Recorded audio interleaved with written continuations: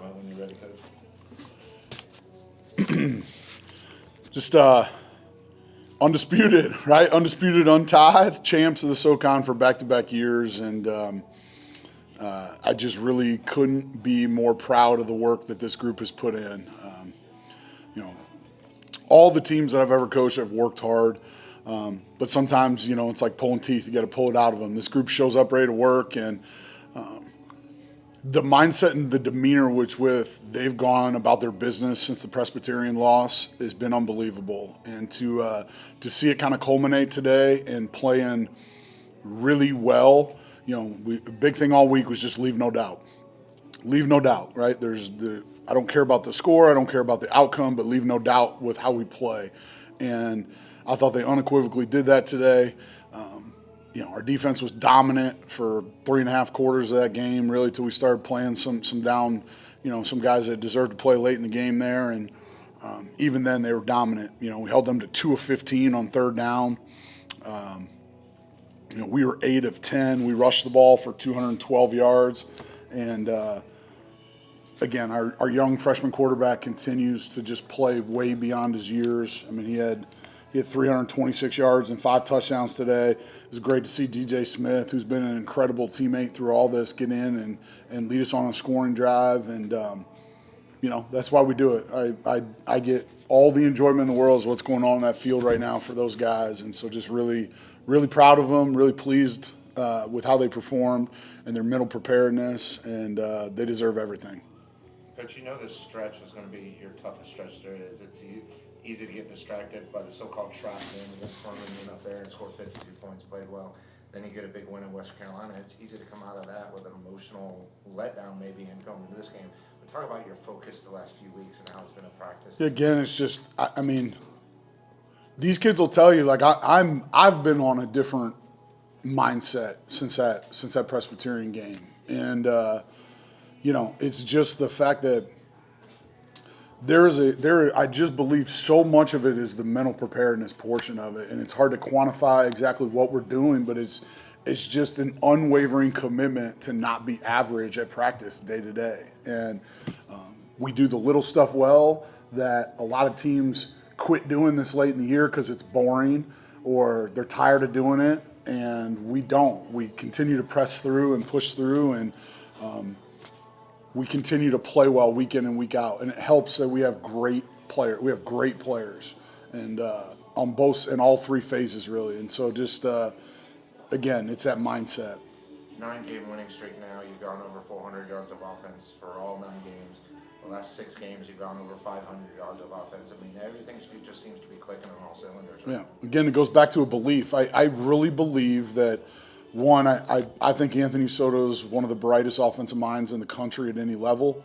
And, you're seeing it on full display right now with what he's got and how. I mean, you got to remember, man, Whit Neubauer was a true freshman last year as well. And you got a true freshman last year that Soto got ready to play and win us a conference championship. He's done the same thing with Braden. And, Braden's just on another level right now. But, it's all about execution and game planning. And those guys are playing really well.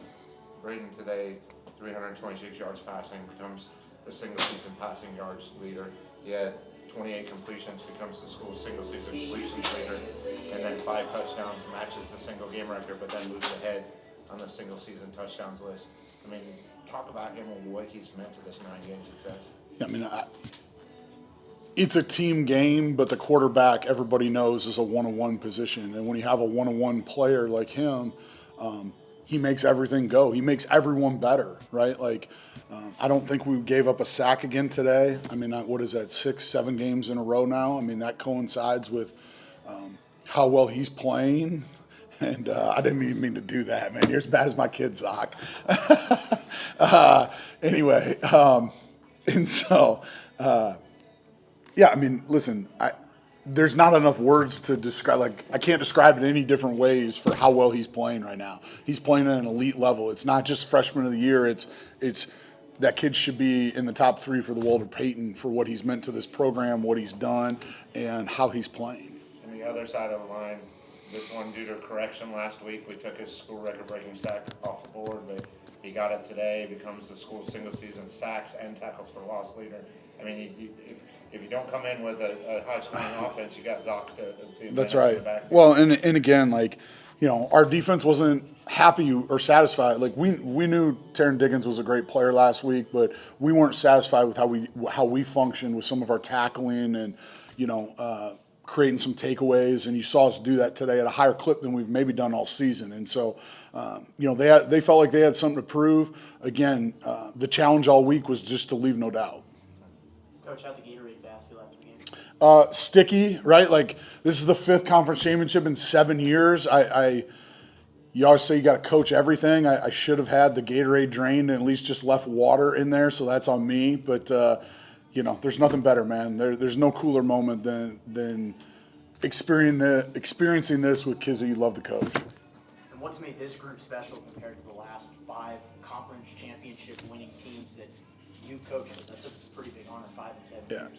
I think it started with more doubt maybe coming out of the Presbyterian. Obviously, when you're rated preseason champs, like whatever, like, but there's a lot of questions coming out of that week, and all we've done is answer them week to week, and it hasn't been easy, and we found different ways to win, and you know, at the end of the day, they're champions for the 2nd time in a row.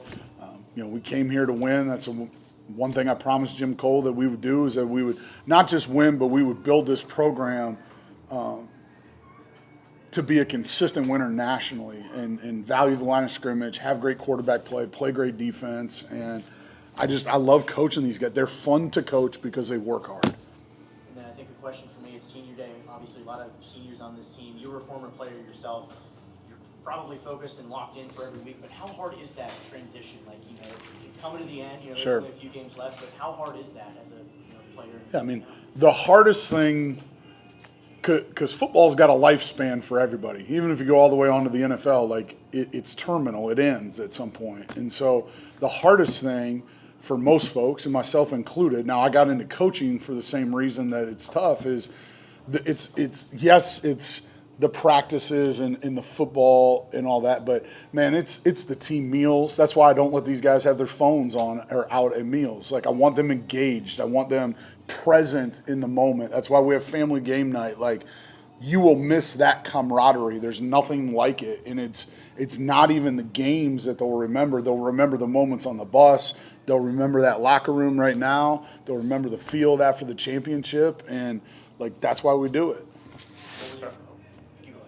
Talk about C.J. Miller and how he's developed throughout the season. I mean, he's become pretty multidimensional. Yeah, I mean, when we came here, when we got the job in January of 24, he was coming off a pretty significant shoulder injury, and there was some question as to, you know, just how good he would heal up, and you know, when would he be ready to play. And you know, as he got more confidence last season, and then now as he's you know, inserted himself into the starting role, I mean, again, like, if you want to run the football, you got to have, like, especially late in the year, man, to have a guy that's 235 pounds that runs the way he does.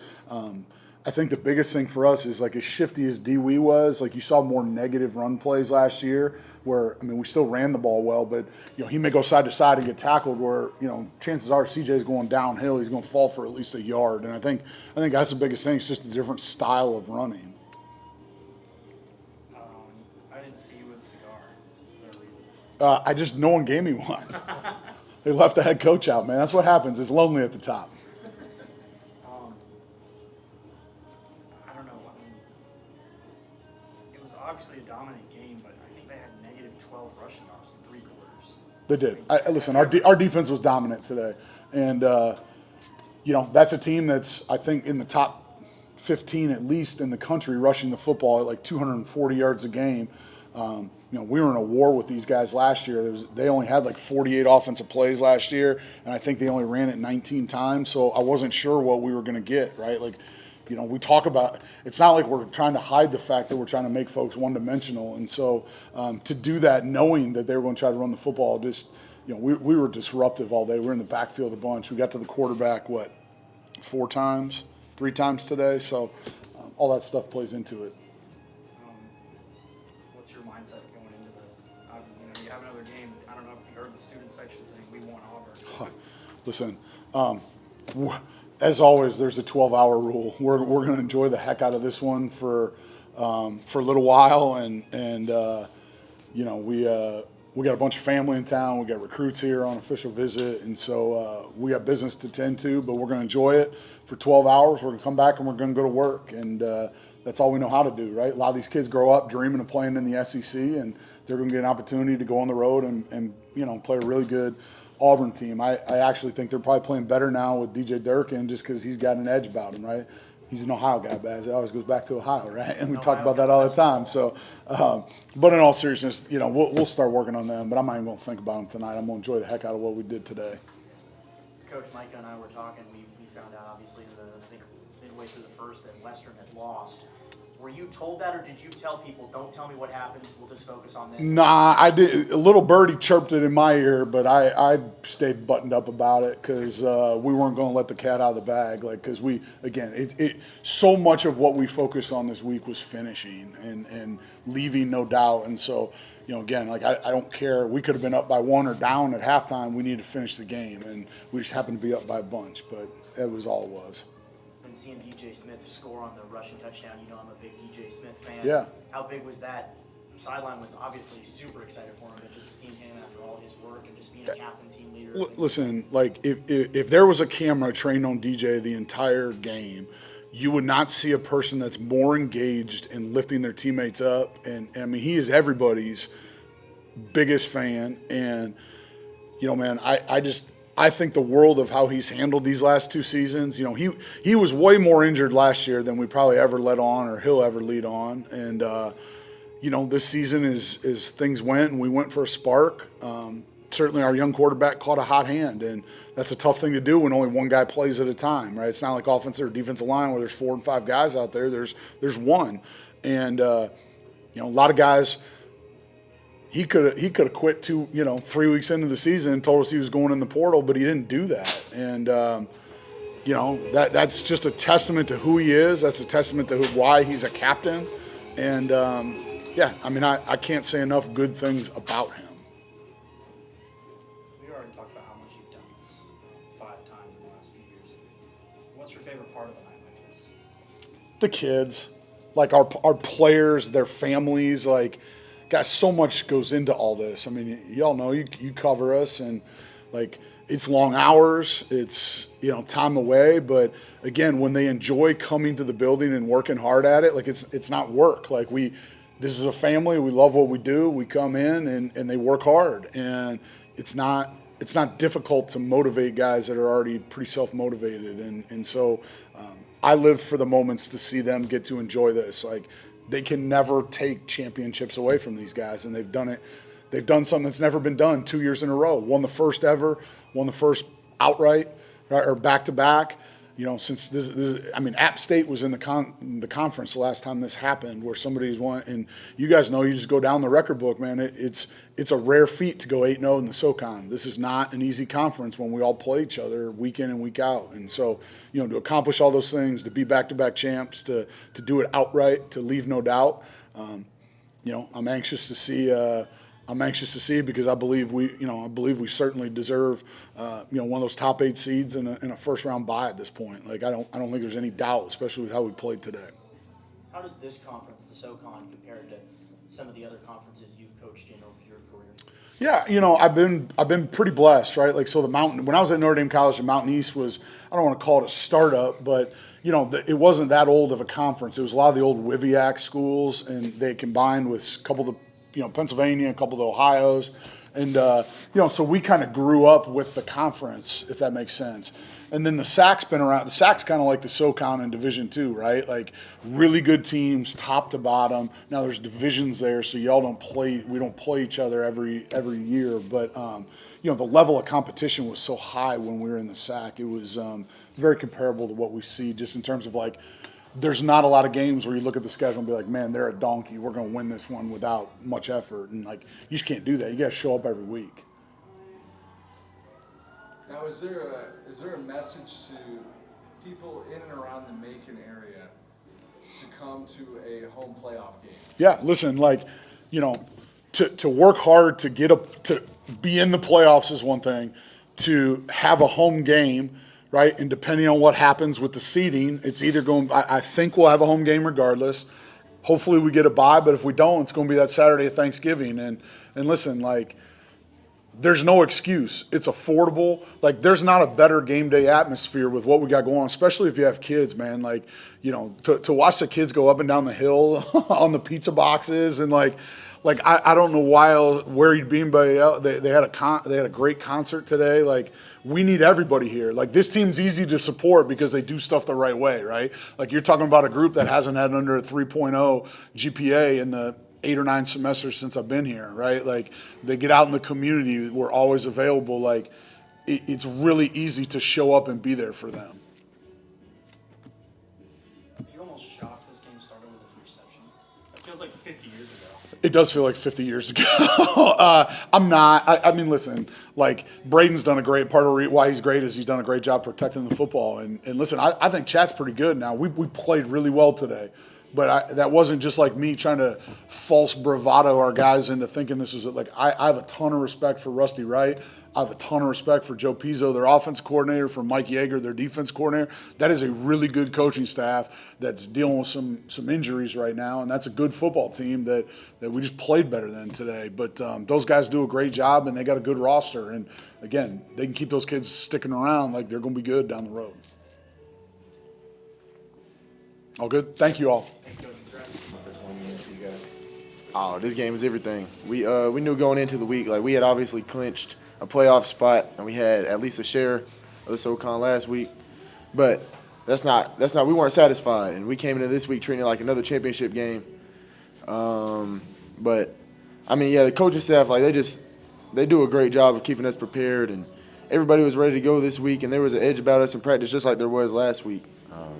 So it felt great to be able to go out there and play maybe our most complete game from top to bottom, if you look at it. But yeah, man, it's a great feeling. Back to back, you can't beat it. How does that victory cigar taste, son? Oh man, got this from the AD. This is, I don't know. Should have gave it to Coach Jacobs. And going back to back, you've been here 2 years, winning those 2 championships. What is that feeling like?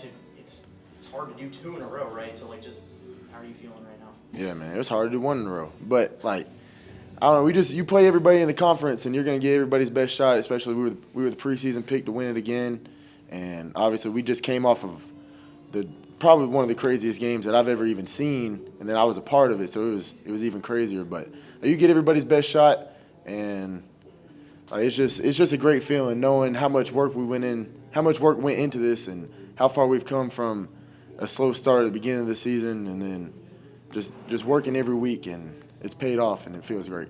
Rewind back to last week. You guys were all on the field. I think were you on the field for the field goal? I was. So Yep. Just, you're playing pretty much the whole game. Then you see the kick go right. You're all celebrating on the field, and then today it's just like, you guys get at them early. You guys went.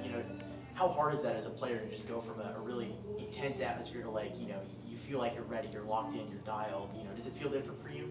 Oh man, it's a better feeling. I was telling some of the coaches on the sideline, like, man, we don't got to be stressed out as much this week. Like, you get uptight in them close contested situations, and it's just a great feeling seeing everybody go out there and play their best game so that we can feel comfortable, and we didn't have to press after halftime. Obviously, we keep the foot on the gas. Like, that's the mindset. You don't just let up. But we knew that we had a pretty heavy advantage, and I mean, it's just a great feeling to be able to kind of, like, I don't know if I even played in the fourth quarter today, and that's a great feeling knowing what we got coming up. So. And then saw you celebrating out there with your family. What were they telling you, and just how special is that to have them here again for another championship? Oh, it's the greatest feeling. They follow me right everywhere I go. I had some up there in New Jersey when we went to Princeton. Like, there's no better feeling than having a support system that always comes and supports. And every home game, it seems like I got my mom, my dad's got at least 2 or 3 friends coming up with them that want to support me, man. It's everything. And I got a lot of siblings, and they drive me to do what I do. But my mom, actually, she didn't want me to smoke the cigar at first, but she saw me after the game, and she was like, yeah, you go ahead and do that. She took a picture with us. It's awesome. I'll keep it pretty simple for you.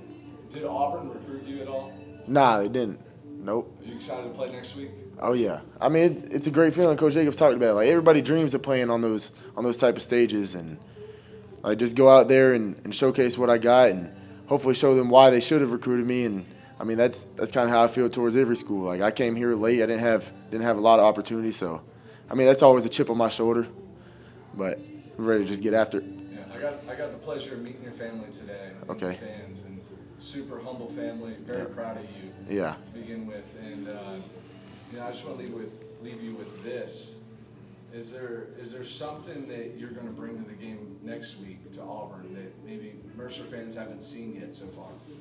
Man, I mean, I don't know if I'm bringing anything specifically. I'm bring my best, like I try to do every week. I try to go out there and play my best game, and hopefully I can help lead the team to doing it all around. And I mean, whatever happens, happens. But I don't think I'll be trying to switch nothing up. But I'm just gonna go out there and try to play my best ball.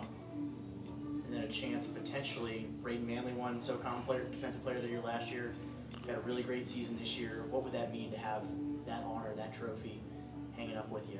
Oh, it means a lot. But it's a testament to God, the man up above, and then my coaches and my teammates. Like, they put me in great situations since the moment I stepped on campus here, and I mean, I just owe it all to them. And obviously, I've been fortunate enough to make plays and get my name out there nationally, but I owe it all to them. And if that is the case, like, I mean, it would be a great feeling. But is there a coach pre-college that you want to give some credit to like, drive you to where you're at today? Because you're playing unbelievable football. You're a team leader, and like, is there somebody like pre-college that has led you to where you're at today? yeah, I mean, I want to give credit to all my coaches. Like, from the moment I started playing football, I had Coach Dave, Coach TK. Those are my youth football coaches, man. And I had great coordinators even back then. But like, they showed me the ropes, and I was playing up in age levels, and that always prepared me to be able to go out there. And I mean, I was a freshman last year, and like, I just felt comfortable. So I owe that to them. And then I played at 2 different high schools, and my first 3 years I played under Greg Carr, and I mean, he's a Florida State legend, and he's a legend in the community where I'm from, and I owe a lot to him because he really put it all out there for me when I was in high school. And then my senior year, I played with Cornelius Ingram, who was a Florida legend, and I owe a lot to him. And then my defensive coordinator there, Coach Atkins, who's actually been dominating right up the road at Ola High School. But so I owe a lot to them, my high school coaches, and I actually played linebacker with them at Hawthorne my senior year. So getting back here, I was really introduced back to D-line. But I mean, I owe everything to the people who were there for me the whole time while I was coming up playing ball. Like, they really get all the credit for this. What made you fall in love with football, Zach? I just when I put them pads on for the first time and ran out there on the field, and I was playing with 8 or 9 year olds, and I knew, like, they'll get the best of me, they'll run me over. I was a little guy, I was the youngest guy on the team, and I'll just pop back up. Like, I just wanted it. And I mean, playing other sports, I just did that for fun. But I mean, just watching the game, like, I don't know, it was just something inside of me. Like, I just knew, like, this is what I wanted to do with my life. And I mean, like I said, everything that I did while I was growing up, like, it's led to this moment. Whether it was a NFL legend or a local high school hero, did you have somebody you looked up to growing up to play the game of football? Yeah, I wanted. So my 3 favorite players growing up were J.J. Watt, Ray Lewis, and Peyton Manning. Obviously, 3 different positions. And back in the day, I might have told people I was going to be a quarterback. That's obviously not my thing. But Peyton Manning, I just love the way he played the game. And then J.J. Watt obviously plays my position. He was dominant. Like, I just love the way they play the game. And I mean, just watching greats in my area on TV, like, I knew I wanted to be in that situation one day, and I just want to keep working towards that.